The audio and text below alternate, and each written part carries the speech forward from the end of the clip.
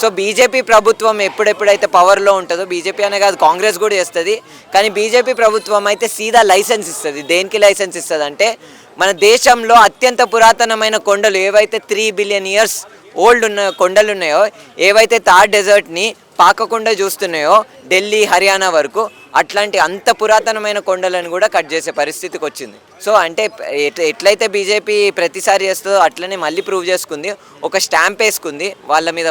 వాళ్ళు ప్రతిసారి మొన్న ఏంది కాంచగచ్చిబౌలి అప్పుడు మేమందరం కొట్లాడుతున్నప్పుడు, శివాని అరుణ్య మేమందరం కొట్లాడుతున్నప్పుడు, హెచ్సియు విద్యార్థులందరూ కొట్లాడుతున్నప్పుడు మేము ఎంతో కొంత పార్ట్ తీసుకున్నప్పుడు, మన ముద్దుల నరేంద్ర మోదీ ఏమన్నాడు, మిత్రం हैदराबाद में देखो कांग्रेस सरकार वहाँ पे जानवर को काट रही है, वहाँ पे जंगल को काट रही है. ये बयान किसने दिया? ఎవరన్నారు ఈ మాటలు? రాహుల్ గాంధీ అన్నాడా ఈ మాటలు? Modi only told no.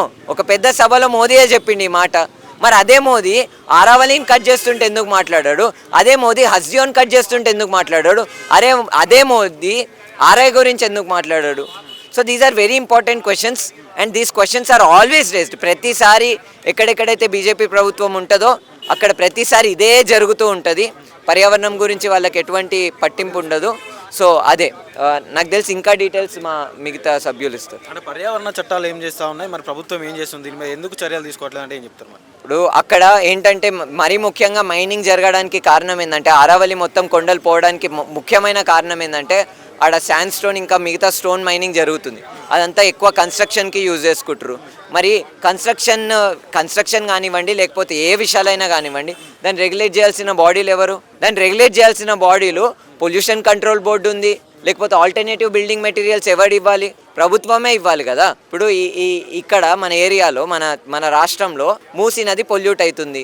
Musi నది పొల్యూట్ అవుతుందంటే దానికి కారణం ఎవరు?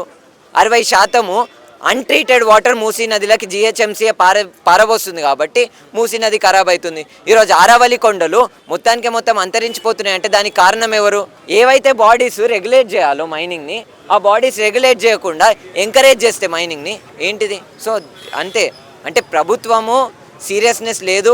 ప్రాఫిట్ మేకర్స్ క్యాపిటలిస్టులతో కూర్చొని, కార్పొరేట్లతో కూర్చొని, మైనింగ్ చేసే దొరలతో కూర్చుంటే ఇట్లనే ఉంటుంది. సో ప్రధానంగా ఏం డిమాండ్ చేస్తాం? ప్రధానంగా మా డిమాండ్లు ఎట్లయితే ప్రీవియస్గా కూడా చెప్పినామో, ఇమీడియట్గా సుప్రీంకోర్టు ఏదైతే కమిటీని ఎస్టాబ్లిష్ చేసిందో ఆ కమిటీ ప్రజలతో మాట్లాడాలి. పార్టిసిపేటరీ ప్రాసెస్ అని అంటాం. మేము మళ్ళీ చెప్తున్నాం. మూసీలో కూడా చెప్పినాము, హస్జియోలో కూడా చెప్పినాము, ఇప్పుడు కూడా చెప్తున్నాం. అన్ని రాజకీయ పార్టీలు జర బుర్రలో పెట్టుకోవాలి. పార్టిసిపేటరీ ప్రాసెస్ అని అంటే దానికి అర్థం డెమోక్రసీ అని ఉట్టి పేపర్ల మీద రాయడం కాదు. డెమోక్రసీ అంటే ప్రజాస్వామ్యంలో కీలకమైన మూలం ఏంటంటే పార్టిసిపేటరీ ప్రాసెస్. ప్రజలతో మాట్లాడాలి. ఈ ఏరియాలో నేను ఒక కన్స్ట్రక్షన్ చేస్తున్నా అంటే ఈడున్న ప్రజలతో మాట్లాడకుండా నేను చేస్తే నడుస్తుందా? నడవదు కదా. అట్లనే ఆరావళి కొండలు అంటే ఆరావళి ఏందో తెలుసుకోవాలంటే ఆడున్న లోకల్స్తో మాట్లాడు. బిల్ ప్రదేశ్కి వెళ్ళండి మీరు, అక్కడ భారత ఆదివాసీ పార్టీ నాయకులు ఉన్నారు, రాజ్ కుమార్ రౌత్. వాళ్ళ ఆ కాన్స్టిట్యున్సీలో ఉన్న ప్రజలతో మీరు ఎప్పుడైనా మాట్లాడలేదు కదా. సో లోకల్ ప్రజలతో మాట్లాడండి. అసలు పోయిర్రో లేదో ఇది ఎవరైతే కమిటీలు ఉన్నారో వాళ్ళు అసలు ఆరావళికి పోయిర్రో లేదో కూడా తెలియదు. ఇట్లాంటి డెఫినేషన్ మైనింగ్ ఏదైతే ఉందో మరి ఇది ఢిల్లీ ఎన్సీఆర్ మీద దీనిపై ప్రభావం ఏదైనా పడే అవకాశం ఉందా? నాకు తెలిసి మిగతా డీటెయిల్స్ ఐ థింక్ మన బీజేపీకి మన జంగల్స్ తోటి, మన ఫారెస్ట్ ఇంకా జనరల్ తోటి ఒక అలర్జీ లాగా వచ్చేసింది. ఐ థింక్ ఇప్పుడు మనం పరిస్థితి చూస్తున్నాము ఇండియాలో ఇన్ జనరల్లో.